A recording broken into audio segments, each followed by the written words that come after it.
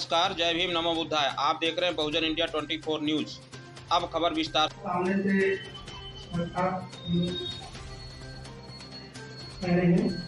समय ज़्यादा संदेह तक उनको देना है। तो आइए अब हम आमंत्रित करते हैं संदेह श्री राम भागवत जी को। श्री राम भागवत प्रबंधक आए और अपना संक्षिप्त समय में विचार देते हुए हम लोगों को मार्गदर्शन करेंगे।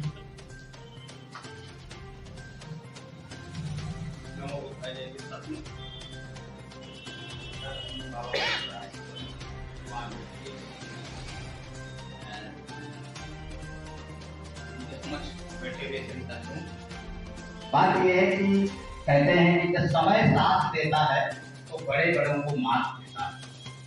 अमीर की छत पे बैठा हुआ कौवा सबको मोर लगता है और गरीब का भूखा बच्चा सबको चोर लगता है। आज ये हमारे समाज की दशा और दिशा ये चल रही है। अगर इसके लिए समय रहते हम नहीं चलते तो निश्चित रूप से हमें गर्त में ही जाना है।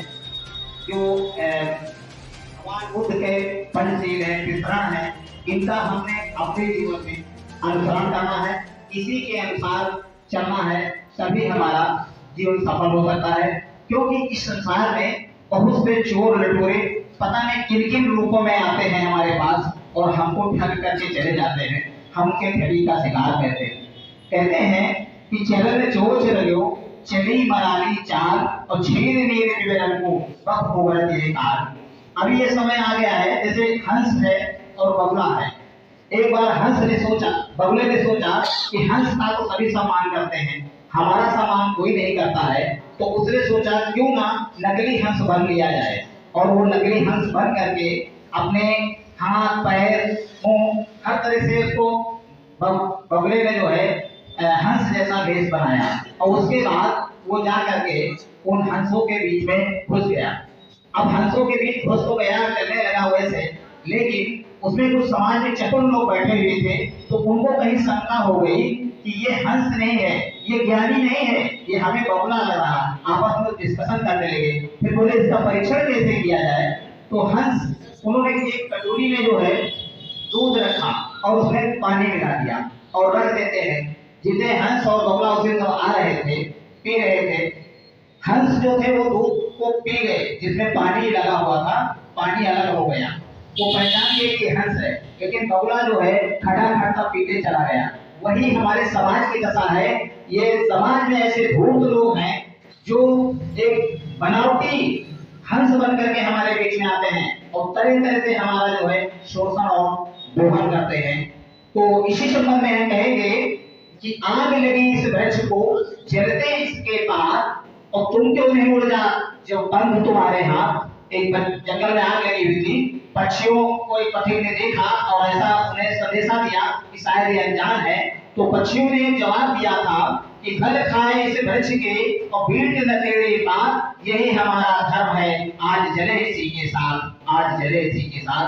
भाइयों देखिए, बाबा साहेब आज हमारे बीच में नहीं है, लेकिन ये बाबा साहेब की देन है जिसकी वजह से हम अच्छे कपड़े, टाई, बेल्ट, सूट और आज हम नौकरी चाकरी में हैं, हर जगह हमको सम्मान मिलता है। तो इस सम्मान को बनाए रखने के लिए जरूरी है कि बाबा साहेब ने इस बहुजन समाज को जागृत किया है कि हम सब लोग एक सूत्र में बंधे रहे। आपस में कोई भी मनमुटाव नहीं होना चाहिए, एक दूसरे से घृणा नहीं होनी चाहिए। क्योंकि कहते हैं कि अगर कोई जानवर है, भाई जानवर है, तो अगर कुछ समाज में दुष्ट ऐसे व्यक्ति हैं जो जानवर जैसे हैं, जानवर तो एक बार चलो हो सकता है कि आप उससे अलग हट जाएं और बच जाएं, लेकिन अगर समाज में कोई आपका ऐसा साथी है, ऐसा मित्र है जो दुष्ट प्रकृति का है, तो बार बार आपको वो दर्द झेलना पड़ेगा। जय गुरु, जय।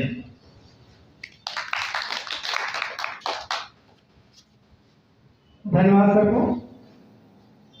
आइए अब हम हमारे बीच में उनसे भारत सिंह साहब section officer high court Lucknow से हैं। मैं आपको आदर के साथ आमंत्रित करता हूँ, आए और अपने विचार देने का।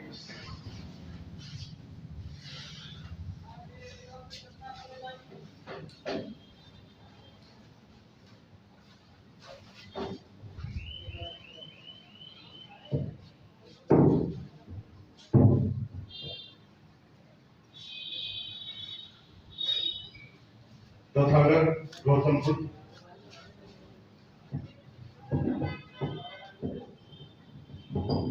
परम पूज्य डॉक्टर B.R. अम्बेडकर चरणों में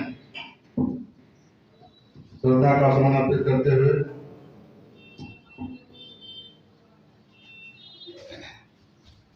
आज विजयदशमी का समय है। बाबा साहब डॉक्टर अम्बेडकर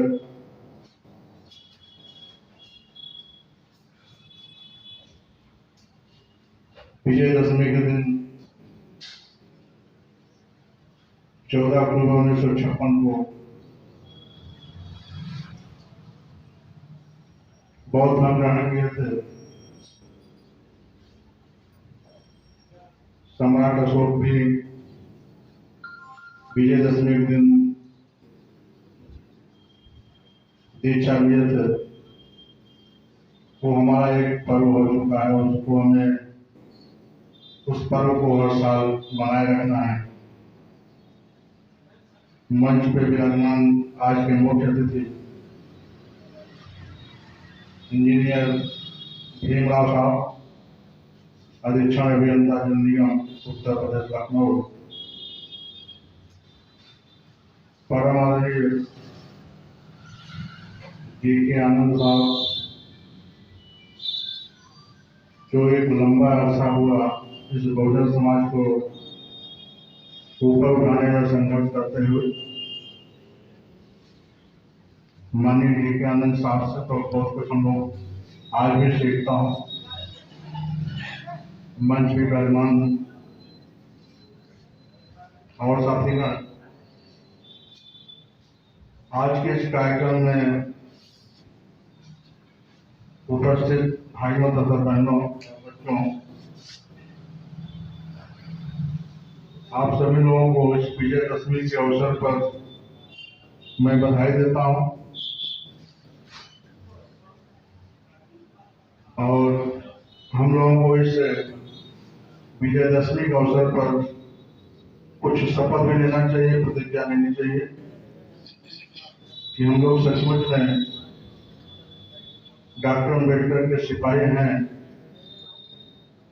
तो उसको प्रैक्टिकल में अपने जीवन में उतारने की जरूरत है। और उसमें चंद लाइनें भी हैं आपके लिए। हमने हर जुल्म से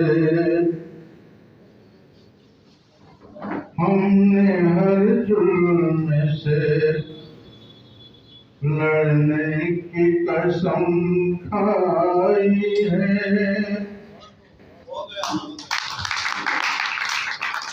थैंक यू।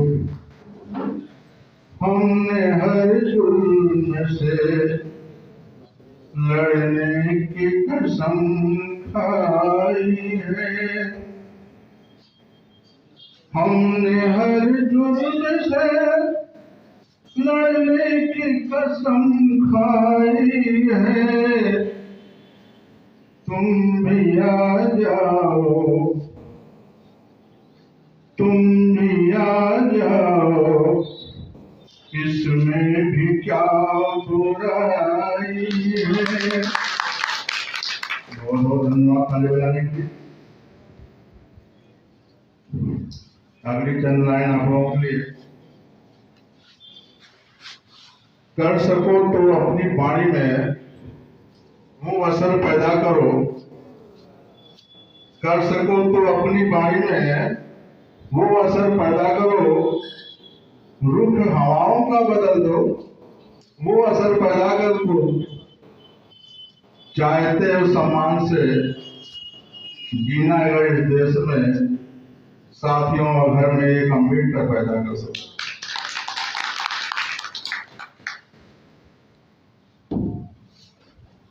बाबा साहब डॉक्टर अम्बेडकर के सचमुच में हम अगर सिपाही हैं, तो बाबा साहब डॉक्टर अम्बेडकर ने बहुत दूरदर्शी काम किया है। बाबा साहब डॉक्टर अम्बेडकर ने, आइए मेरे लिए आपका वेलकम।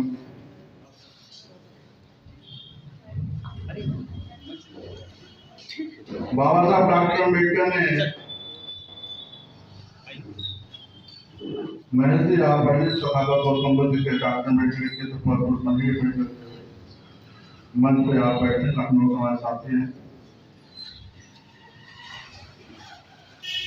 हमें डॉक्टर अम्बेडकर ने बौद्ध का मार्ग एकदम दिखाया है।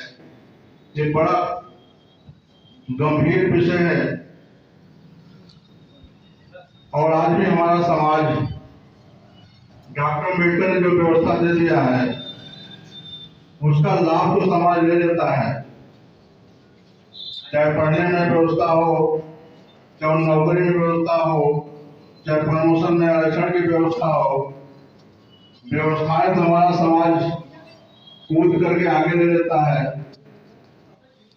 लेकिन जब पे बैक टू सोसाइटी वापस करने की स्थिति आती है तो समाज के लोग मुख मोड़ लेते हैं। बाबा साहब कहाँ हैं, बाबा साहब का मिशन कहाँ है, वो किनारे कर देते हैं, अपना स्वार्थ आगे कर लेते हैं। और यही कारण है मैं लखनऊ में लगभग 36 साल से रह रहा हूँ। लखनऊ में मैं देख रहा हूँ कम से कम 1 लाख कर्मचारी अधिकारी शेड्यूल कास्ट के हैं। लखनऊ में कम से कम 1 लाख व्यक्ति शेड्यूल ट्राइब्स के हैं। बैकवर्ड में कितने हैं, सामान्य कितने हैं, वो तो एक अलग विषय है। क्योंकि मेरे भाई, बड़े भाई दरोगा जी थे और वीर बहादुर सिंह जी के साथ में शैडो थे मुख्यमंत्री जी के। उन्होंने मुझे उस समय बताया था कि लगभग 66,000 लोग शेड्यूल कास्ट के अधिकारी कर्मचारी उत्तर प्रदेश में है। लगभग 90-89 बात मैं कर रहा हूँ। आज तो 20-30 साल पहले कितने हो गए होंगे अंदाजा कर सकते हैं। लेकिन 5,000 लोग भी आपको इस सामाजिक कार्यों में ढूंढे नहीं मिलेंगे। 1 लाख में 5,000 लोग भी सामाजिक कार्यों में, गतिविधियों में ढूंढे आपको नहीं मिलेंगे। लेकिन फिर भी हम आप जो भी साथी यहाँ बैठे हैं, जो भी साथी मिशन में लगे हुए हैं, किसी रूप में लगे हुए हैं, तन मन धन से लगे हुए हैं। बाबा साहब डॉक्टर अम्बेडकर की संदेश बहुत अच्छा है। वो व्यक्ति बधाई के पात्र हैं जो तमाम नुक्ताचीनियों को देखते हुए, तमाम छींटाकशी को सुनते हुए बाबा साहब के दिए हुए मूवमेंट को आगे बढ़ाने में लगे हुए हैं। वे व्यक्ति प्रशंसा के पात्र हैं। तो बाबा साहब को तो मैं बहुत ही आभार व्यक्त करता हूँ कि इतनी अच्छी सोच। लेकिन हम कैसे समाज में लगाएंगे, ये भी चिंता का विषय है। अभी हम लोग 3 घंटे से आए हुए हैं, 3 का 4 घंटे हो गया, लेकिन मैं देख रहा हूँ कि छोटा सा सभागार भी नहीं बन पा रहा है। ये भी मेरे लिए चिंता का विषय है। लखनऊ से 4 घंटे चलकर हम लोग यहाँ आ सकता हूँ। मेरे ख्याल से लोकल लोग भी यहाँ कम से कम सेवादी बैठ सकते थे सभागार में, लेकिन कहीं कहीं अभाव है। इस चीज को हमको आपको स्वीकार करना चाहिए। और चिंतन का विषय है कि अगर यही गतिविधियां रही तो बहुत दूर नहीं है, हमारी आजादी छीन जाएगी। भारतीय संविधान में एक दिन खत्म हो जाएगा। ये डॉक्टर अम्बेडकर ने खुद कल्पना किया था कि हमारे समाज को सचेत हो जाना चाहिए, सावधान हो जाना चाहिए कि भारतीय संविधान और लॉन्ग पीरियड तक नहीं रहेगा। देश के जो अराजक तत्व है कि संविधान को खत्म कर देंगे। जब तक ये संविधान है तब तक आप लोगों को रक्षक बना होगा। और संविधान के माध्यम से आप सभी लोग दुनिया के तमाम बुलंदियों पर पहुंच रहे हैं। चाहे राष्ट्रपति हो, आप देख लीजिए हमारे समाज के राष्ट्रपति भी हैं, 2-3 राष्ट्रपति भी चुके हैं, चीफ जस्टिस भी हमारे समाज के हो चुके हैं। लेकिन अगर आप लोगों के अंदर एक जज्बा पैदा हो तो एक बहुत बड़ी कुर्सी है जो उससे अभी हमारा समाज बिल्कुल दूर है, वो कुर्सी कैसे मिलेगी, ये भी हमारे आपके लिए एक गंभीर विषय है। वो कुर्सी कैसे मिलेगी अभी मैं बाद में बताऊंगा। डॉक्टर अम्बेडकर का सोचना था कि बौद्ध धर्म में समाज के ले जाने के पीछे मेरा मकसद है,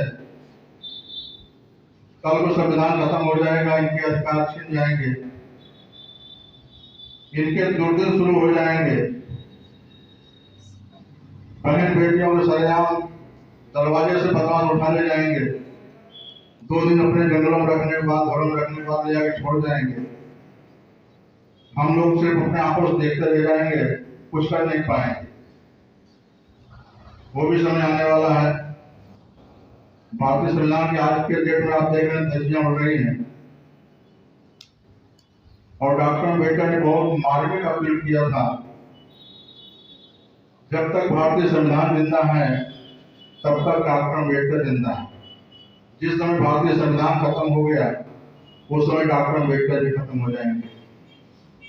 अब हमको आपको सोचना है, तो हमको आपको करना भी है, सिर्फ सोचना नहीं है, करना भी है कि डॉक्टर अम्बेडकर मुझे जिंदा रखना है, डॉक्टर अम्बेडकर मुझे जिंदा रखना है या मार डालना है, ये डॉक्टर अम्बेडकर मेरे ऊपर छोड़ दिया है, हमारा आप ऊपर छोड़ दिया है। समाज में काम करेंगे, जागृति पैदा करेंगे, अंधविश्वास को दूर करेंगे, समाज के पाखंड को खत्म करेंगे, अथक प्रयास करेंगे, तो शायद डॉक्टर अम्बेडकर भी जिंदा रहे, भारतीय संविधान भी जिंदा रहे। डॉक्टर अम्बेडकर ये सोचना था, कल भारतीय संविधान खत्म हो जाएगा, समाज हमारा निरीह हो जाएगा, इसके ऊपर तो हाथ पांव रखेगा।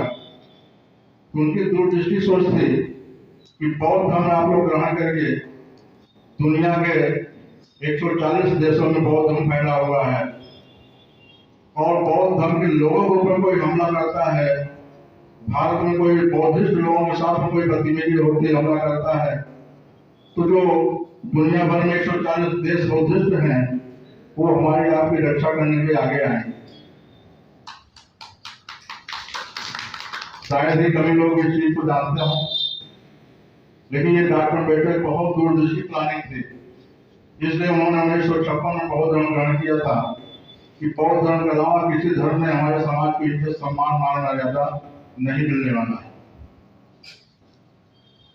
तो डॉक्टर अम्बेडकर की इतनी दूरदृष्टि प्लानिंग थी कि जब भी हमारे समाज के बौद्धिस्ट लोगों पर कोई हमला होगा, कोई अत्याचार होगा, उनके बहन बेटियों के साथ खिलवाड़ करेगा कोई दुष्ट लोग, तो बौद्धिस्ट जो कंट्री हैं दुनिया के कोने कोने में, वो जब वहां तक आवाज उठेगी तो बौद्धिस्ट कंट्री इंडिया पे अपना दबाव बनाएंगे कि जो बौद्धिस्टों के साथ हो रहा है वो बर्दाश्त नहीं है, तो आपके सपोर्ट में, आपके सहयोग में खड़े हो जाएंगे। ये डॉक्टर अम्बेडकर का बौद्ध धर्म ग्रहण करने का मकसद था, जो मुझे जानकारी है। आप लोग भी विद्वान साथी हैं, आप लोग मंथन करेंगे, चिंतन करेंगे। इसलिए मैं ये कह सकता हूं कि 14 अक्टूबर 1956 को डॉक्टर अम्बेडकर ने बौद्ध दीक्षा लिया था। निश्चित रूप से सराहनीय कदम थे, लेकिन एक मार्मिक अपील जो उनकी है, हमको उस पर सोचने और चिंतन करने की जरूरत है, उस पर नक्शा कदम पर चलने की जरूरत है कि डॉक्टर अम्बेडकर को अगर जिंदा रखना है तो भारतीय संविधान को जिंदा रखना पड़ेगा। भारतीय संविधान को जिंदा रखना है तो अपने बाल बच्चों के आने वाली पीढ़ी को हम सुरक्षित रख सकेंगे। अगर संविधान खत्म हो गया, हमारे अधिकार खत्म हो गए, आने वाली पीढ़ी फिर हमारी सड़क पे आ जाएगी, फिर रिक्शा चलाएगी, साइकिल का पंचा बनाएगी, चौराहे का पाइप लगाएगी। जो पुरानी प्रथा हम 80 साल पहले छोड़ चुके हैं, आने वाली पीढ़ी, आने वाले हमारे नाती और पोता फिर उसी को लाने पे जाएंगे कि भारतीय संविधान सुरक्षित नहीं रहा। उसको मैं दूसरी भाषा में कहना चाहूंगा, लेकिन माननीय आर.के. पॉल जी मंच पे विराजमान होंगे, उसके बाद है नहीं तैयारी नहीं है, चलिए कोई बात नहीं। मैं आप लोगों को एक गीत के माध्यम से बताना चाहता हूँ।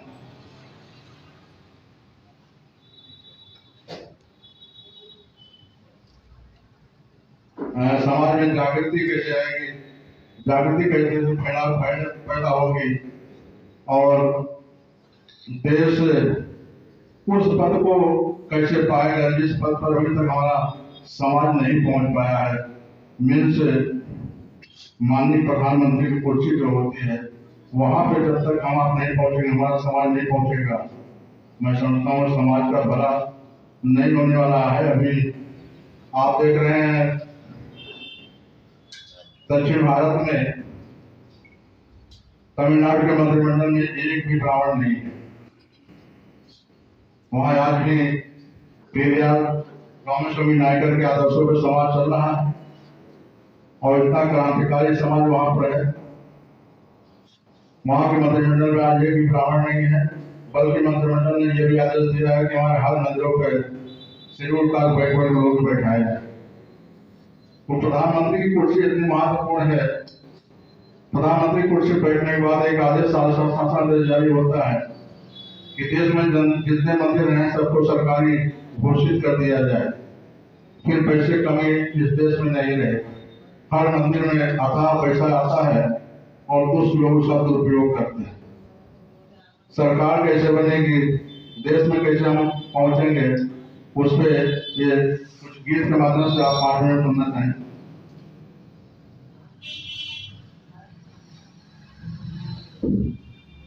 बहुजन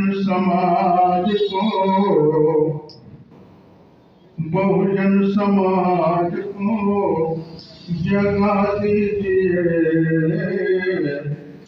लखनऊ नहीं है दूर बता दीजिए, लखनऊ नहीं है दूर बता दीजिए। बहुजन समाज को जगा दीजिए, दिल्ली नहीं है दूर बता दीजिए, दिल्ली नहीं है दूर बता दीजिए।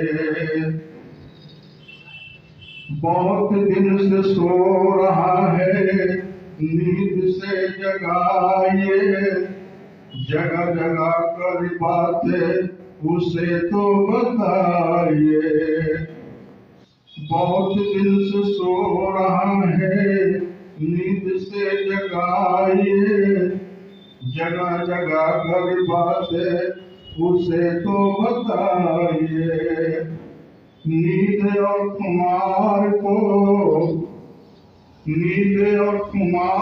को भगा दीजिए, दिल्ली नहीं है तो बता दीजिए, दिल्ली नहीं है तो बता दीजिए। बहुत जुर्म हो रहा है बात मान जाइए, घाव को कुरेद दिए मत उसे सुखाइए। बहुत जुर्म हो रहा है बात मान जाइए, घाव को कुरेद दिए मत उसे सुखाइए। जुर्म और जालिमों को मिटा दीजिए, दिल्ली नहीं है तो बता दीजिए, दिल्ली नहीं है तो बता दीजिए। बाबा साहब कह गए थे कारवां बढ़ाना है, बढ़ सके बढ़ाओ लेकिन पीछे न हटाना है। बाबा साहब कह गए थे कारवां बढ़ाना है, बढ़ सके बढ़ाओ लेकिन पीछे न हटाना है। मिशन में ये पिछड़ा चक्का लगा लीजिए, दिल्ली नहीं है तो बता दीजिए, दिल्ली नहीं है दूर, बता दीजिए। सारे अधिकार बंद हैं दिल्ली के तिजोरी में, मान सम्मान समझो चला गया चोरी में। सारे अधिकार बंद हैं दिल्ली के तिजोरी में, मान सम्मान समझो